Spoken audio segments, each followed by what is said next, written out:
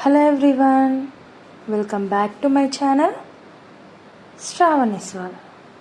ఈరోజు 9 to 12 months బేబీకి poha Cerelac ఎలా ప్రిపేర్ చేయాలో చూసేద్దాం.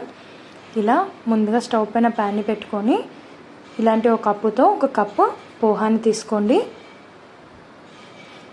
దాన్ని బాగా లో ఫ్లేమ్లో మాత్రమే వేపుకోండి, ఎందుకంటే మాడిపోతే సెర్లాక్ టేస్ట్ చేంజ్ అయిపోతుంది కాబట్టి పిల్లలు తినలేరు. సో జాగ్రత్త, దాన్ని మాడనివ్వకుండా బాగా వేపుకోండి.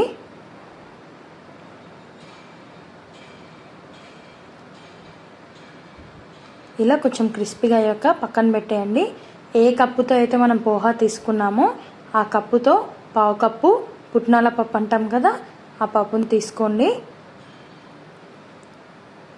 దాన్ని కూడా లో ఫ్లేమ్లో మాత్రమే వేపుకోండి, మాడనివ్వకుండా. మంచిగా కలర్ చేంజ్ అయ్యాక తీసి పక్కన పెట్టేసేయండి. తర్వాత నేను ఇక్కడ 6 బాదం పప్పులను తీసుకున్నాను. వాటిని కూడా కొద్దిగా వేయించి పక్కన పెట్టేసుకోండి. వీటన్నిటిని ఒక ప్లేట్లో వేసుకొని బాగా చల్లారనివ్వండి. తర్వాత మిక్సీ చేసేసుకొని ఇలా ఎయిర్ టైట్ కంటైనర్లో స్టోర్ చేసి పెట్టుకోండి. మనం ఎప్పుడైతే పిల్లలకి ఫీడ్ చేస్తామో అప్పుడు ఒక స్పూన్ ఆ పౌడర్ని యాడ్ చేసి కొద్దిగా హాట్ వాటర్ని యాడ్ చేయండి. సేమ్ మనం సెర్లాక్కి యాడ్ చేసినట్టుగానే ఆ పౌడర్ని బాగా మిక్స్ చేసేసి ఒక 2 minutes అలా పక్కన పెట్టేశాక మీరు తినబెట్టేయచ్చు.